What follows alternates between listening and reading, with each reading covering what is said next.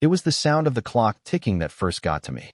Not the actual ticking, but the fact that I had become so attuned to it. It was as if the clock had become a part of me, keeping time with my own heartbeat, each second echoing in the empty room. I was sitting in the dark, just a desk lamp casting a soft glow over a pile of old papers and half-finished thoughts. The apartment felt too still, too quiet. For the first time in months, the stillness felt suffocating, and the thought that it had been a while since I had heard my wife's voice made the silence even more unnerving. She had been out that night, and I had no reason to be suspicious. At least, that's what I told myself. It was nearing 1 a.m. when I first saw the notification. It was a simple text, and at first glance, it seemed innocent enough. Don't wait for me tonight. There was nothing particularly strange about it. It was just blunt. No emojis, no extra words to soften it. And for some reason, that felt odd. I ran my finger over the text, rereading it over and over again, but nothing changed. The words sat there, almost mocking me. I thought maybe she was working late again. She had a high-pressure job. We both did. But her words felt deliberate, like she had been waiting to send them. I don't know why, but I suddenly felt like I was being watched. It wasn't a rational thought. There was no one here except me, but still, something felt wrong. Maybe I was being paranoid. But then I remembered something. Just the day before, we'd made plans. It wasn't anything extravagant, just dinner at that little Italian place she loved so much, followed by a movie. We had been looking forward to it for days, but she had called it off that morning. She said she wasn't feeling up to it, that she had too much to do. I hadn't pressed her, but now, staring at that message, I couldn't help but wonder if it had all been a lie. I tossed my phone aside, trying to shake the feeling, but I couldn't. The quiet of the room felt like it was pushing me towards something I wasn't ready to face. I had never been a jealous person. Not really. I trusted her. We had been together for 5 years, after all. But lately, there had been small things, her phone always on silent, her late nights, the way she seemed distant. I had told myself that I was just overthinking it, but now, I wasn't so sure. I didn't respond immediately. Instead, I waited. I tried to breathe through it. But then, after a few minutes, my thumb hovered over the screen again. I don't know why, but I felt the urge to send something back. Something sharp, something that would let her know I was watching. It's fine, I typed, my fingers moving quickly, without much thought. Don't worry about it. I'm sure no one is waiting for you. I hesitated for a moment, then hit send. I felt my chest tighten, but I couldn't quite explain why. 7 minutes passed. No response. I tried to focus on the things around me, the sound of the refrigerator hum, the soft rustling of papers on my desk, but the waiting, the stillness, was driving me mad. I glanced over at the time on my phone again. Almost 1:15 a.m. now. And then it buzzed. Her reply wasn't what I expected. It wasn't a simple message. It was a picture. A photo of her, sitting at what looked like a dimly lit bar. There was a man sitting beside her, his face partially obscured, but he was close enough that their proximity was undeniable. She wasn't holding his hand, but her body language was far too relaxed, too intimate for just a friend. The chill I felt was immediate, like ice water was running through my veins. I stared at the photo, my mind racing. I wanted to ask who he was, but I couldn't bring myself to type it out. My hands were trembling, and the room felt smaller, more claustrophobic. I looked at the photo again. She was laughing, her head tilted back in a way that seemed almost too carefree. I couldn't remember the last time I'd seen her laugh like that. The last time I'd seen her that open, that at ease. I swallowed hard and typed a simple question. Who's that? The seconds felt like hours as I stared at the screen, waiting for her to reply. But the answer didn't come. Instead, I was left with the ghost of the smile in the photo, the lingering question that sat uncomfortably between us. I needed to know. I needed to hear her side of the story. But my gut told me something I wasn't ready to admit. The silence in the room was louder now than it had ever been. And for the first time, I wasn't sure what the truth really was anymore. I picked up the phone again and dialed her number. The call rang once, twice, and then it went to voicemail. The voicemail beeped. I sat there staring at the screen, my heart hammering in my chest, unsure whether I should feel relief or panic. I listened to her voicemail greeting, the same one she had had for years, the soft, reassuring sound of her voice asking me to leave a message. But this time, it didn't comfort me. It made everything feel more distant. Hey, it's me, I said, trying to sound casual, as if I hadn't just felt like my world was unraveling. Just wanted to check in. Hope you're having fun. Call me when you can. I ended the call and set the phone down on the table, my mind racing. The longer I sat there, the more uncomfortable I felt. It wasn't just the photo or the late-night text. It wasn't even the strange, unexplainable emptiness in her voicemail. It was the feeling, the same one I had been brushing off for the past few weeks, but now it felt like it was all coming to a head. The unease, the distance, the little lies, all of it crashing together in a way I couldn't ignore. I paced around the apartment. My feet clicked against the hardwood floor in the silence, each step taking me further away from the man I thought I was. The man who trusted his wife. The man who knew his relationship inside and out. I wasn't that person anymore. The person I had become was standing in this room, staring at his phone, wondering what had gone wrong. I picked the phone back up, debating whether to send another message. Maybe I was just overreacting. Maybe I was looking for something that wasn't there. But the thing was, the longer I thought about it, the more I started to realize that something was off. I couldn't put my finger on it, but I knew I couldn't just ignore it. Another 5 minutes passed. No call. No text. I got up and walked to the kitchen, staring blankly at the refrigerator for a moment. The air in the apartment felt heavy, like something was hanging over me, waiting to fall. I grabbed a glass of water, but it didn't help. Nothing helped. My thoughts kept circling back to the photo, to the man next to her. I didn't know him, but she did, and that thought gnawed at me in a way I couldn't describe. I set the glass down and grabbed my coat. I don't know what possessed me, but something inside me snapped. It was like a switch had been flipped, and now I couldn't just sit here anymore, wondering. I had to know. The streets outside were empty, the kind of quiet you only find at night, when everything feels suspended, as if the world is holding its breath. I walked fast, the streetlights casting long shadows on the sidewalk as I made my way to the bar where she had sent me that photo from. It wasn't far, just a few blocks away. I tried to keep my mind focused on my steps, but all I could think about was her. The way she had been acting lately. The way she had been slipping away, piece by piece. The photo. The man. I arrived at the bar just before 2 a.m. It was quieter than I expected, the only sound the hum of the neon lights outside. I stood at the door for a moment, hesitating. I didn't know what I was looking for. I didn't know what I expected to find. But I had to go in. The door creaked as I pushed it open. Inside, the low murmur of conversations mixed with the clink of glasses and the soft thump of a bass line coming from the speakers. It wasn't packed, but it was enough to make me feel out of place. I scanned the room, my eyes darting over the faces of people I didn't recognize. Then I saw her. She was sitting at a table near the back, just as she had been in the photo. The same soft candlelight, the same half-empty drink in front of her. But this time, the man was gone. In his place was someone else, someone I didn't know. They were laughing, talking closely, leaning into each other in a way that made my stomach tighten. My pulse quickened. I stayed at the edge of the room, out of sight, trying to control my breathing. I wanted to approach her, to confront her, but something held me back. I couldn't just barge in. Not yet. I couldn't help but watch her. She looked so different here. She was at ease, in her element. Not the stressed, distracted woman I had been seeing at home. Not the person who had been distant and checked out. Here, she was lively, engaged, almost carefree. I felt a wave of jealousy wash over me. But it wasn't just jealousy. It was confusion. It was betrayal. The woman I thought I knew, the woman I thought I was married to, didn't seem like the same person sitting at that table. Minutes passed, and I stayed hidden in the shadows, unable to tear my eyes away from her. The longer I watched, the more I felt a knot twist in my chest. I wasn't sure what I was looking for anymore. The truth? An explanation? A reason? I didn't know, but I needed one. Suddenly, I saw her reach for her phone. My heart jumped as she typed something quickly, her fingers moving with practiced ease. I couldn't see the screen from where I stood, but I didn't need to. The way she was typing, the urgency in her movements, told me she was doing something important. My mind raced. Was she texting me? Was she telling me everything was fine?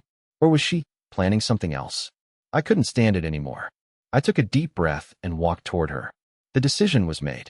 I had to face whatever was going on. But as I took my first step, my phone buzzed again.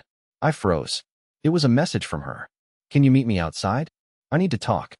I stared at the message in disbelief, my mind trying to process what I had just read. Can you meet me outside? I need to talk. The words lingered on the screen, hanging there like a cliffhanger in the middle of a story I wasn't sure I wanted to continue. It took a few moments before I realized I was standing there, paralyzed, in the middle of the bar. My feet felt glued to the floor. The noise of the room seemed muffled, like I was in a dream. I wasn't sure what was going on anymore, and I hated how everything was starting to feel like a blur. Too much, too fast. Was she asking to meet outside because she had seen me? Or was she just done with the conversation inside? Maybe the other guy had left, and now she needed to explain.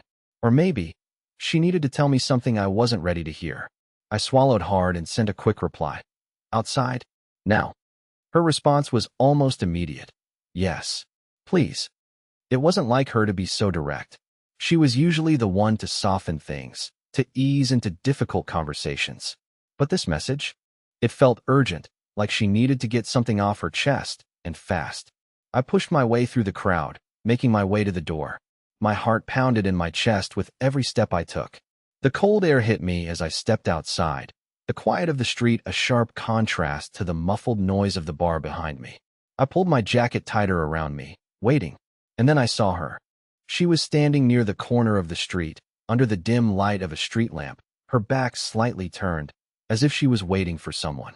My stomach flipped at the sight of her, and I couldn't help but notice how different she looked in the streetlight, like a stranger, distant and unfamiliar. I hesitated for a moment, unsure of what to do. But before I could take a step forward, she turned and looked at me. Her face was unreadable, and for a split second, the tension in the air was palpable. She didn't smile, didn't wave, nothing. It was as if we were two people who didn't know each other at all. Hi, I said, my voice sounding weaker than I wanted it to. Hey, she replied, her voice soft, almost distant. There was something in her tone that made me pause. It wasn't the warm, affectionate voice I was used to. This was different, almost like she was already saying goodbye. I tried to keep my composure. You wanted to talk? She nodded slowly, her eyes flicking toward the ground. For a moment, I wondered if I had imagined the connection we used to have, the easy conversations, the shared laughter. Now, it all felt like a distant memory. I didn't know how to say this, she started, her voice quiet. But I think it's time we talk about everything. Her words hung in the air, and I could feel the weight of them. What did she mean by everything? Was she about to tell me something that I wasn't prepared for? I swallowed hard, trying to keep my cool. What's going on, Emily?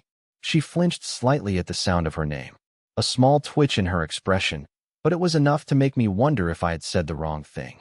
I've been thinking a lot about us, she began, her eyes finally meeting mine. There was something in her gaze, something that made me shiver, a kind of coldness that I hadn't seen before. And I think we need to be honest with each other. You've probably been feeling it too, right?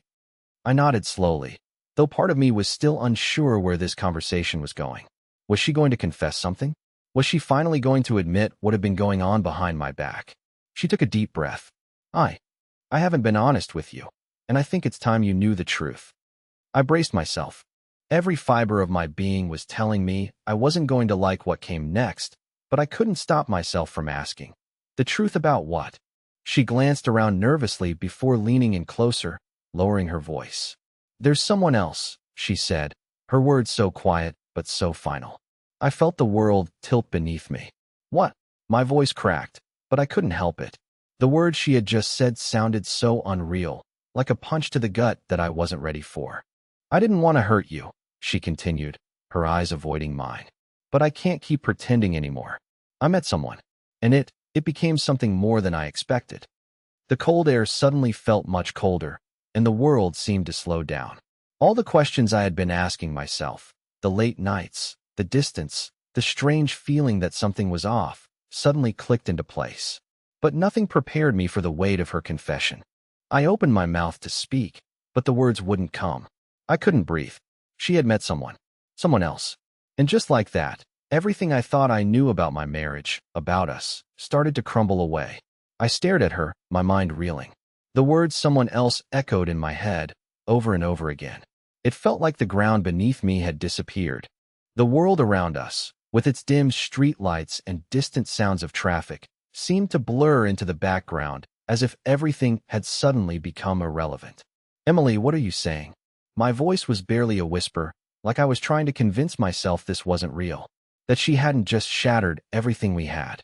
She shifted uncomfortably, her hands fidgeting with the straps of her purse.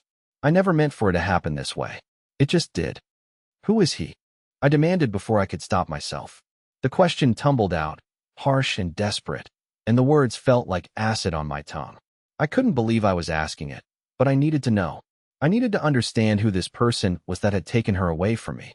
She looked at me, her eyes full of guilt, but also something else. Something I couldn't quite place. His name is Ryan, she said quietly, almost as if she was afraid of saying it out loud. He's been working with me for a while now. We've just connected. I didn't plan for any of this, but it happened.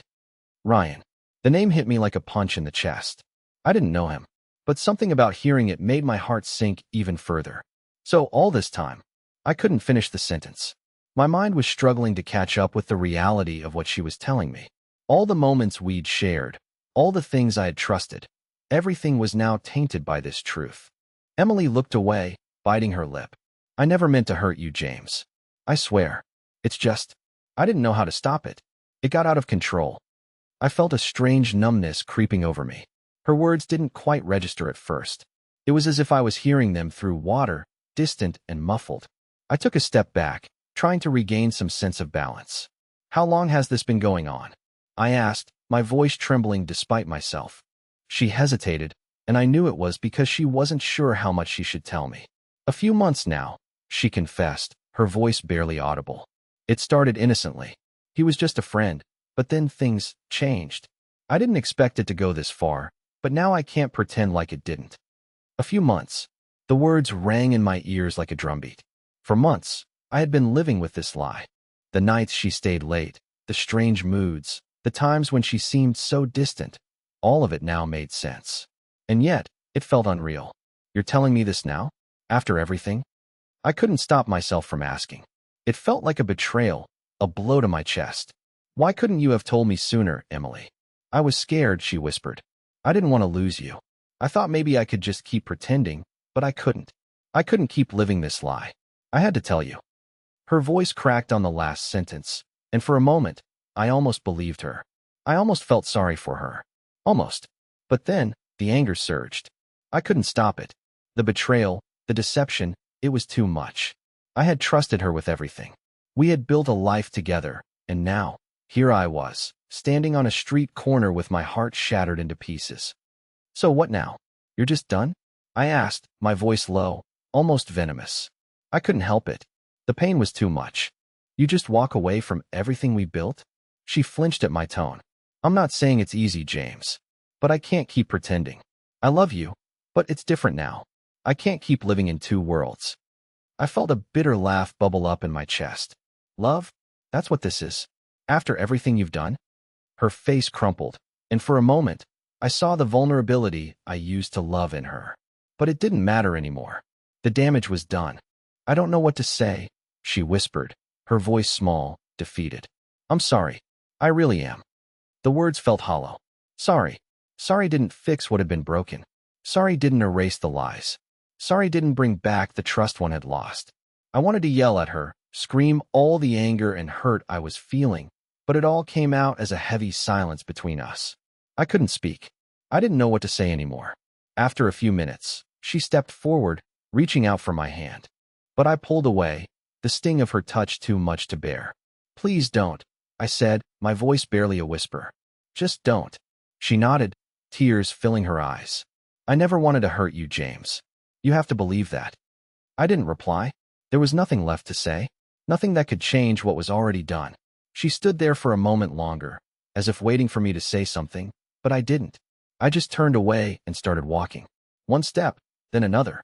I didn't know where I was going, but I couldn't stay there with her anymore. Not like this.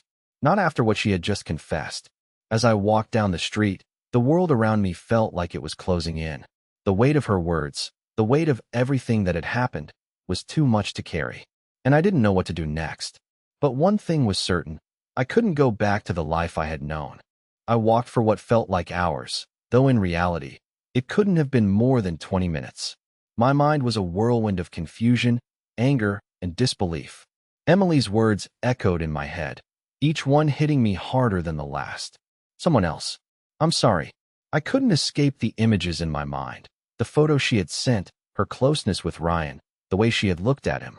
I tried to shake it off, but it clung to me like a shadow, haunting every step I took. Eventually, I found myself standing in front of a small park, the darkness surrounding me like a blanket. I sat on one of the benches, trying to steady my breathing. The cool night air felt sharp against my skin, but it did nothing to clear the fog in my mind. I kept going back to the same question. How could she do this? How could she betray me like this? For months, I had been right there, living in a lie, trusting her with everything. And now, all of that was shattered. I ran my hands through my hair, frustration boiling up inside of me. I couldn't understand it. Emily wasn't the kind of person to make impulsive decisions. She had always been logical, thoughtful, cautious. But what she had done wasn't just impulsive, it was deliberate. She had made a choice. She had chosen him. I stood up abruptly, my heart pounding in my chest. I couldn't sit here anymore. I couldn't be still while the world around me was collapsing. So I started walking again, not caring where I was going, just needing to move. My phone buzzed in my pocket, and for a moment, I froze. I knew who it was without even looking. Emily. I didn't want to answer, didn't want to hear her voice again.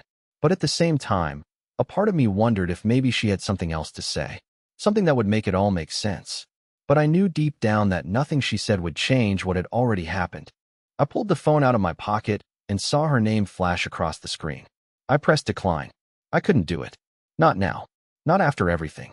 I tossed the phone back into my pocket, the weight of the decision settling over me. I had to face this alone.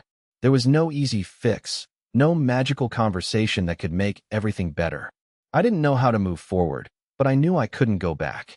Not to the person I was before, not to the trust one had lost. And as I continued to walk through the night, I realized that I was no longer the same person. Something inside me had broken, and I wasn't sure if I could ever put it back together again. But there was one thing I did know. I couldn't keep living in the shadows of the past. I had to find a way out of this, even if I didn't know where that path would lead. And with every step I took, I felt the weight of my decision, the weight of my new reality, settling in. I wasn't the same man I had been when I walked out of that apartment hours ago, and I wasn't sure I ever would be again. The next few days were a blur. I went through the motions, showing up at work, pretending to be normal around friends, but inside, I was a wreck. I couldn't shake the image of Emily with him. Ryan, that name repeating in my mind like a sick mantra. Every time I closed my eyes, I saw their faces, the way she looked at him, the way her body seemed to lean into his presence in the photo. But it wasn't just the photo. It was everything. The late nights, the secretive texts, the strange little lies that I had brushed off at the time. How had I missed it? How had I not seen the signs? I kept replaying everything, trying to make sense of it, but nothing added up. Emily and I had built a life together. We had plans. We had dreams. And yet, all of it felt like a distant memory now.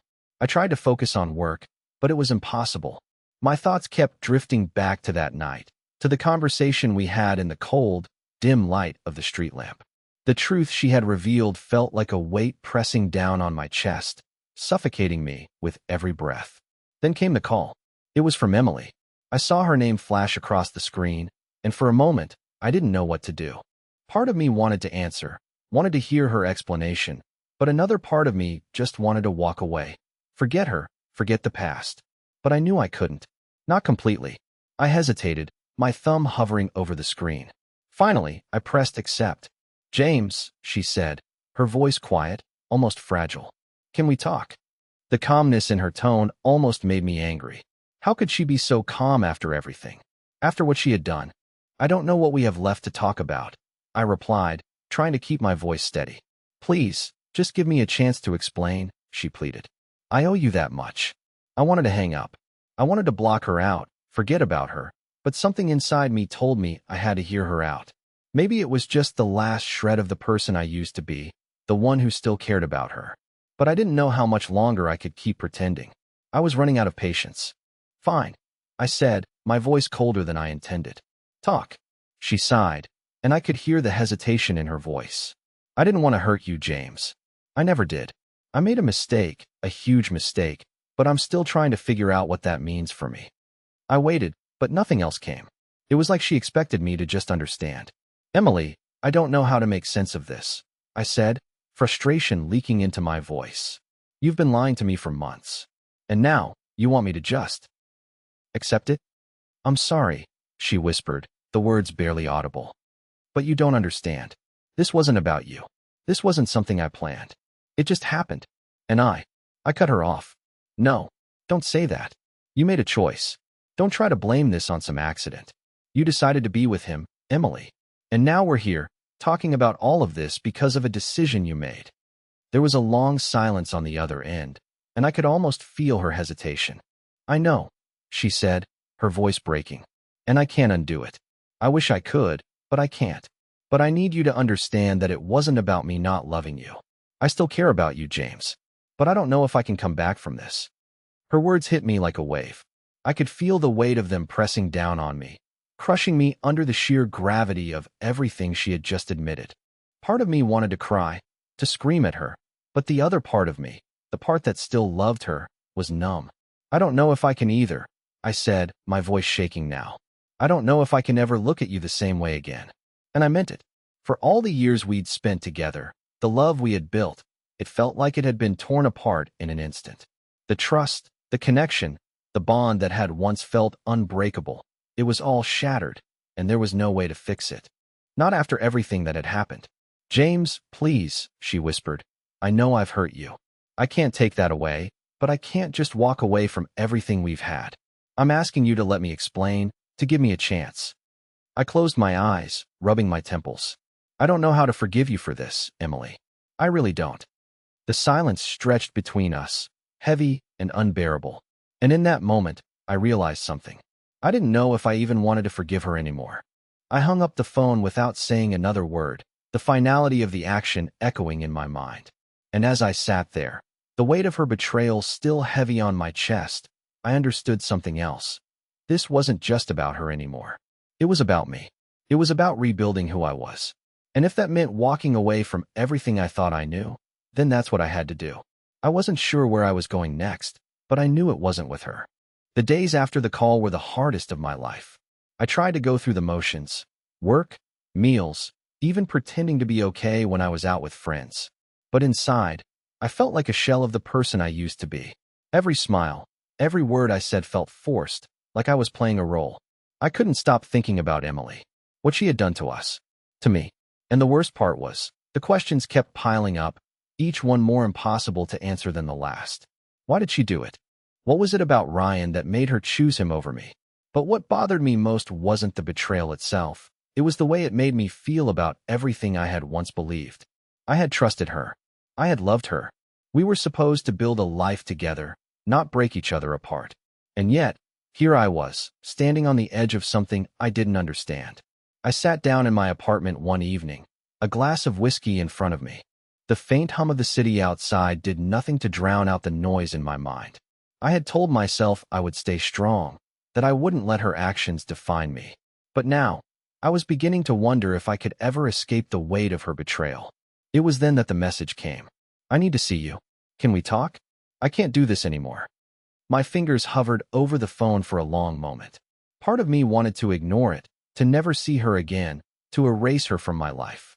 But the other part of me, the part that had loved her for so long, wanted answers. I wasn't sure what I was looking for, but I knew I couldn't keep living with this uncertainty. I replied, my hands shaking just slightly as I typed. Where? Her response was almost immediate. The park. The one we used to go to. I knew exactly where she meant. It was our place, our sanctuary. The place where we'd sat for hours, talking about our future, making plans, and dreaming together. It felt like a lifetime ago. But now, it felt like a cruel reminder of everything that had been lost. I grabbed my jacket and walked out the door. The night air hit me cold and sharp, and I found myself walking with a sense of purpose I hadn't felt in days. As I neared the park, I couldn't shake the feeling that everything was coming to a head. This meeting, this conversation, would change everything. When I arrived, I saw her standing near the bench we used to sit on, her back turned to me. For a moment, I just stood there, watching her. The woman I had once known so well now seemed like a stranger. She was still beautiful, still the same Emily I had fallen in love with. But that image felt distant now, like a memory I couldn't quite reach. She turned when she heard my footsteps, and for the first time in days, I saw her face clearly. There was a vulnerability in her eyes, something raw that I hadn't seen in a long time. She was trembling slightly, and I could tell she had been waiting for this moment just as much as I had. "James," she said quietly, her voice barely above a whisper.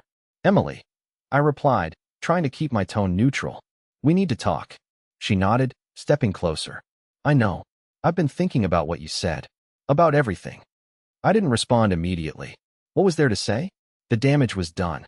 She had made her choices, and now we were both living with the consequences. But I needed to hear what she had to say, even if it didn't change anything. "I know I messed up," she continued, her voice cracking. "I've been selfish. I never meant to hurt you. But I did. And now I don't know what to do." I took a deep breath, the weight of her words settling over me like a heavy fog. "What do you want from me, Emily? Do you want forgiveness? Do you want us to go back to what we were?" Her eyes welled up with tears, and she shook her head. "No, I don't think I can expect that from you. I don't want to lose you. Not completely." I felt my chest tighten. Part of me wanted to reach out to her, to hold her, to pretend like everything could go back to normal. But I knew better. I knew that the trust we had built was gone, and no amount of apologies could bring it back.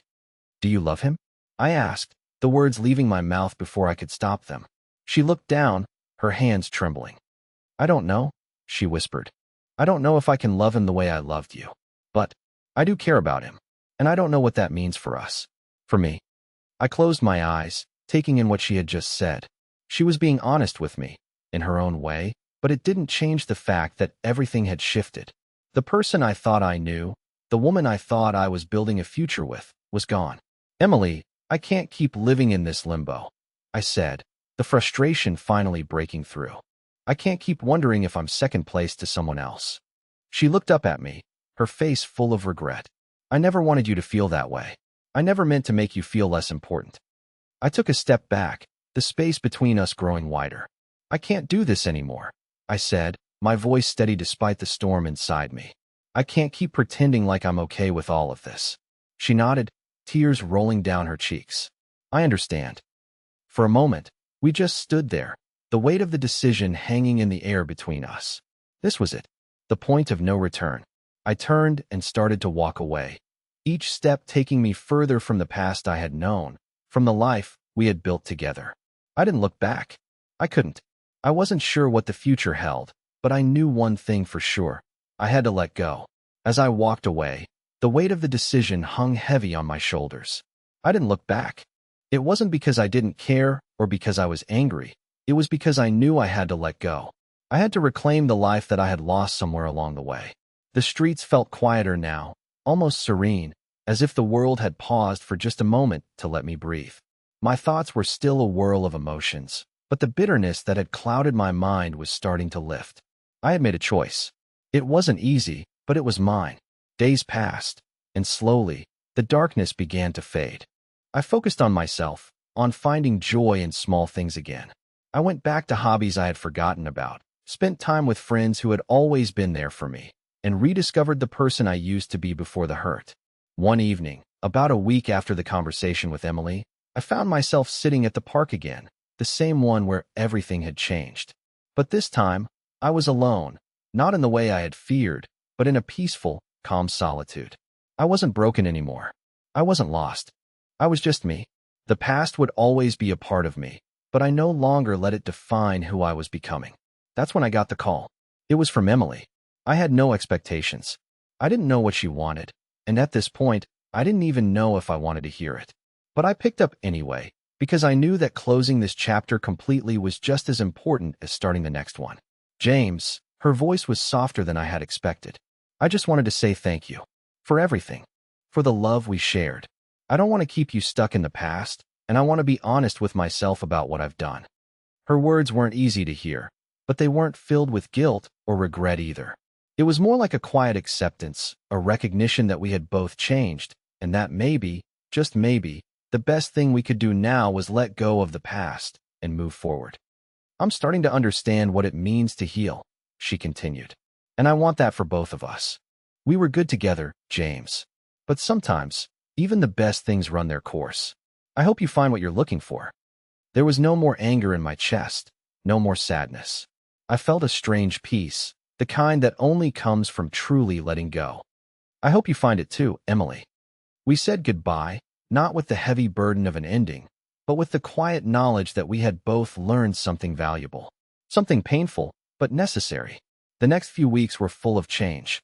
I moved into a new apartment, started new routines, and met new people. The world felt fresh again. And though there were moments when I missed the past, I didn't long for it.